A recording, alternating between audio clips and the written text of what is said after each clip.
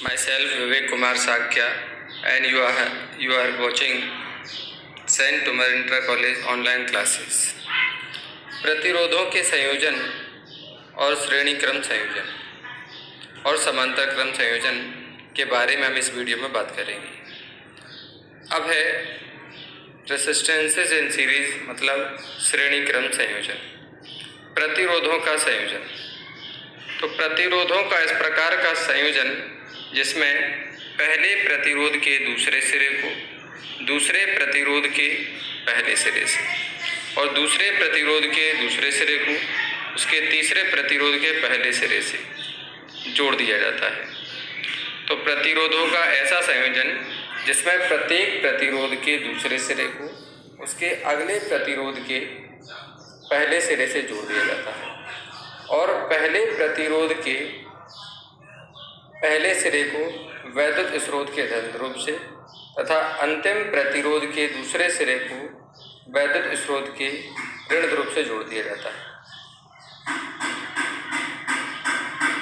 इसे प्रतिरोधों का श्रेणी क्रम संयोजन कहते हैं। इसे प्रतिरोधों का श्रेणी क्रम संयोजन कहते हैं। तो प्रतिरोधों का ऐसा संयोजन जिसमें प्रत्येक प्रतिरोध के दूसरे सिरे को अगले प्रतिरोध के पहले सिरे से जोड़ दिया जाता है और इसमें मान लिया कि तीन प्रतिरोध R1, R2 व R3 हैं जिन्हें श्रेणी क्रम में संयोजित किया गया है और एक बैटरी जिसका विद्युत वाहक बल E तथा वैद्युत विभवांतर V है A और B सिरों के मध्य।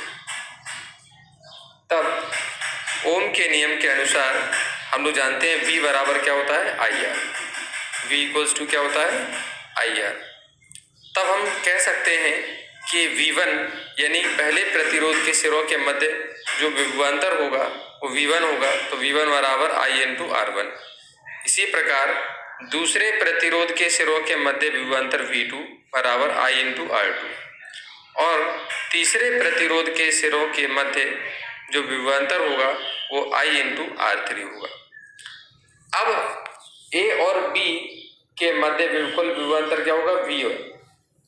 जब कुल विभवांतर V है तो V जो होगा वो तीनों विभवांतरों की क्या होगा, योगफल के बराबर होगा।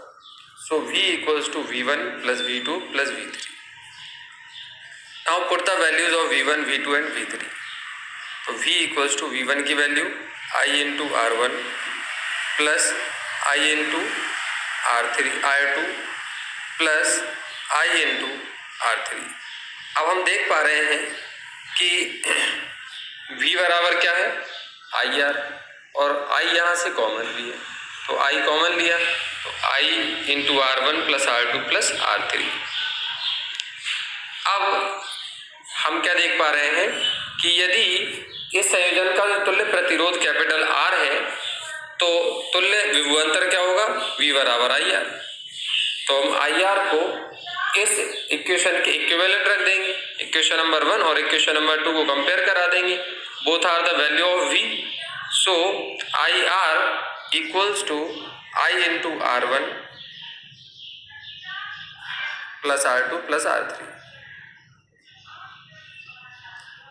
अब हम क्या करेंगे, हम देख पा रहे हैं दोनों ओर I एक जैसा है तो I से I कैंसिल कर देंगे। Then R equals to R1 plus R2 plus R3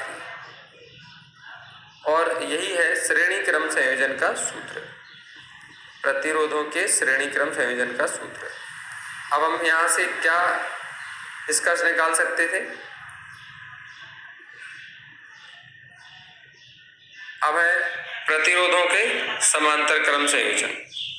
प्रतिरोधों का समांतर क्रम संयोजन क्या है कि मान लिया कि तीन प्रतिरोध R1, R2 व R3 हैं, तो अब हम लोगों को इनको श्रेणी क्रम में जोड़ा है ना। तो अब हम देखते हैं प्रतिरोधों के समांतर क्रम संयोजन की परिभाषा। तो प्रतिरोधों का ऐसा संयोजन जिसमें प्रत्येक प्रतिरोध के पहले सिरे को एक बिंदु से और अंतिम सिरे को यानी दूसरे सिरे को दूसरे बिंदु से जोड़ दिया जाता है और पहले बिंदु को वैद्युत स्रोत के धन ध्रुव से और दूसरे बिंदु को वैद्युत स्रोत के ऋण ध्रुव से जोड़ दिया जाता है। इस प्रकार के संयोजन को प्रतिरोधों का समांतर क्रम संयोजन कहते हैं।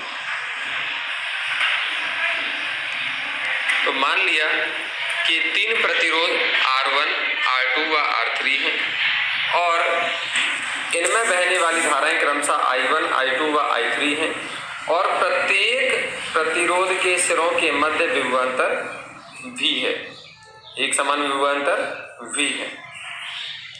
ठीक है, तब पहले प्रतिरोध के सिरों के मध्य अगर हम बात करेंगे, विभवांतर नहीं निकालेंगे, इसमें निकालेंगे धारा। क्यों? क्योंकि धाराएं अलग अलग हैं। तो परिपथ की जो तुल्य धारा I है जो सेल से निकल कर आ रही है और 3 भागों में बट रही है, तो I1 plus I2 plus I3 परिपथ की तुल्य धारा I के इक्विवेलेंट है।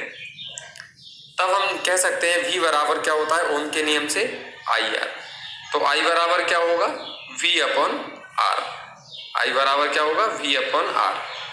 अब हम क्या कह सकते हैं कि जब I1 इक्वल्स टू क्या होगा V upon R1, similarly I2 equals to V upon R2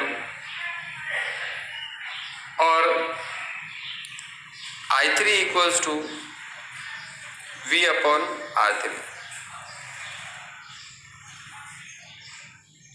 अब यहां पर हम लोग कह रहे हैं कि I equals to I1 plus I2 plus I3, तो I1 की value V upon R1, I2 की वैल्यू V अपॉन R2 और I3 की वैल्यू V अपॉन R3। इस तरह से V कॉमन ले लेंगे तो आएगा 1 upon R1 plus 1 upon R2 plus 1 upon R3। अब इसे मान लेंगे इक्वेशन नंबर 2। अब हम देख पा रहे हैं क्या कि यहाँ पर हम लोगों को देखने को मिल रहा है कि परिपथ का जो तुल्य प्रतिरोध है वो R है। तो क्या होगा I equals to V upon R होगा। इसे इक्वेशन नंबर 3 मान लेंगे। ठीक है ना। अब हम देखेंगे कि जब I जो है इक्विवेलेंट है तो V upon R equals to क्या होगा V into 1 upon R1 plus 1 upon R2 plus 1 upon R3। अब देख पा रहे हैं V से V कैंसिल 1 टाइम। ठीक है, तो आएगा 1 upon R equals to 1 upon R1 plus 1 upon R2 plus 1 upon R3। इस प्रकार से यह हो गया प्रतिरोधों के समांतर क्रम संयोजन का सूत्र।